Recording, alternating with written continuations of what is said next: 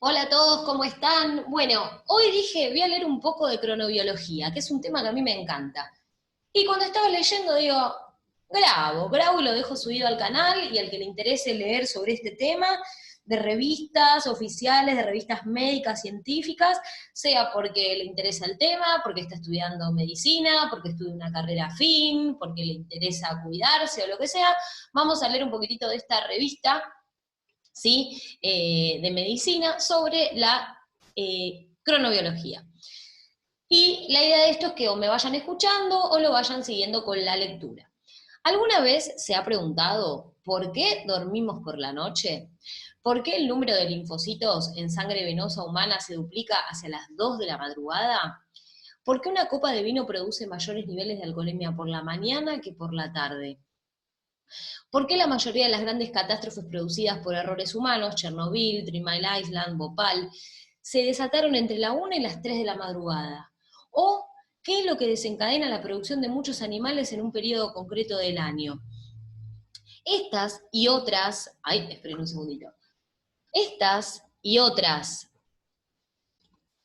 y muchas cuestiones relacionadas con la influencia del tiempo cronológico en los seres vivos son objeto de estudio de la cronobiología, disciplina científica que estudia la organización temporal de los seres vivos, sus alteraciones y mecanismos que la regulan. Entonces, ¿qué es la cronobiología? Es una disciplina científica que estudia la organización del tiempo, o sea, la organización temporal de los seres vivos, sus alteraciones y los mecanismos que la regulan. En términos prácticos, la cronobiología se ocupa de estudiar los mecanismos por los que se producen los ritmos biológicos y sus aplicaciones en biología y en medicina. Es importante recalcar aquí que la cronobiología, es una ciencia basada en la experimentación, que no tiene absolutamente nada que ver con los biorritmos de la feria o con los horóscopos. Pretender que una persona, por el hecho de haber nacido en un determinado momento, mostrará a lo largo de la vida determinados ciclos de forma permanente, no se sustenta, ¿sí? Ahí donde está, no se sustenta en ningún resultado científico y es harto improbable que pueda ser demostrado en el futuro. A pesar de que nuestros sentidos nos indican que el tiempo discurre como lo hace el desplazamiento de una flecha o el discurrir del agua en un río, y por lo tanto que el pasado es inmutable, que el futuro es indeterminado y que la realidad existe solo en el tiempo presente, ni los filósofos ni los físicos se ponen completamente de acuerdo en definir lo que es realmente el tiempo, ni por qué existe. Tradicionalmente el tiempo es considerado como una cuarta dimensión, sin embargo, ello no significa que sea idéntico a las tres dimensiones del espacio. De hecho, a medida que los físicos profundizan en su concepto, llegan a la conclusión de que, como postuló Einstein, pasado, presente y futuro son solo ilusiones, aunque sean ilusiones pertinaces. Bueno, entonces, la cronobiología es una ciencia basada en la experimentación que no tiene absolutamente nada que ver con biorritmos de feria o con los horóscopos como nombramos recién. El tiempo para los físicos está desplegado en su totalidad con los sucesos del pasado y futuro colocados en una especie de paisaje temporal continuo, análogo al espacial. Por el contrario, para los biólogos, el tiempo es una variable incrustada en la vida y experimentada por todos los organismos de cualquier época. La importancia del tiempo en la vida de los seres vivos se pone de manifiesto por la aparición temprana en la evolución y por la persistencia de complejos mecanismos para medir el paso del tiempo, permitiendo de este modo a los organismos disponer de relojes biológicos autónomos que les ha permitido anticiparse a los sucesos que ocurren de un modo periódicamente previsible, como la salida y la puesta del sol, la llegada de las estaciones, el horario de comidas o la aparición de predadores en ciertos momentos del día.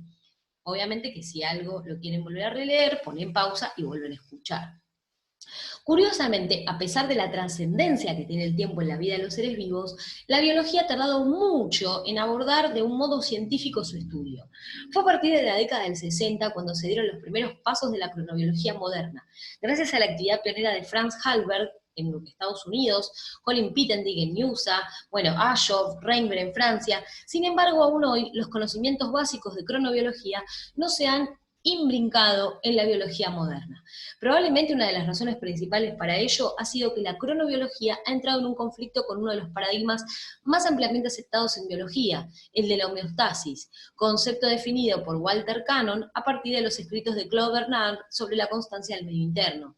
La idea de que la vida va unida a la constancia en las variables biológicas, idea que subyace al concepto de homeostasis, entra en contradicción con la existencia de ritmos biológicos que ya están marcados, digamos, en la mayoría de las funciones de los seres vivos.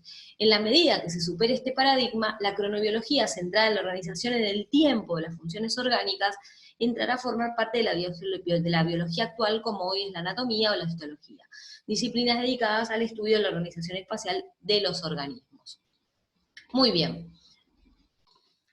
En la mayoría de los seres vivos existen relojes biológicos que señalan el transcurrir de los segundos, los minutos, los días, los meses y años. Y son los que explican la sucesión de episodios de sueño y de vigilia cada 24 horas, la aparición mensual de hormonas implicadas en la menstruación de la mujer o las migraciones anuales de los salmones. Pero, además de estos ubicuos sistemas para medir el tiempo de los seres vivos, además de estos ubicuos sistemas para medir el tiempo, los seres vivos disponen de 3 mecanismos adicionales que se comportan como cronómetros. Uno de ellos, localizado en el cerebro, permite detectar intervalos de segundos, minutos y horas. Este reloj de intervalo es el que permite presentir que un semáforo va a cambiar de verde cuando hemos detenido el automóvil, va a cambiar a verde cuando hemos detenido el automóvil. Regular la cadencia con la que se accionan las teclas de un piano para producir una melodía, o la secuencia temporal implicada en un paso de una danza. Entonces, tenemos el primero de ellos localizado en el cerebro, que detecta intervalos de segundos a minutos, es un reloj de intervalo que es como que presiente. ¿Estamos? Ese sería como una especie del primer mecanismo. Entonces, acá una frase para resaltar, un reloj biológico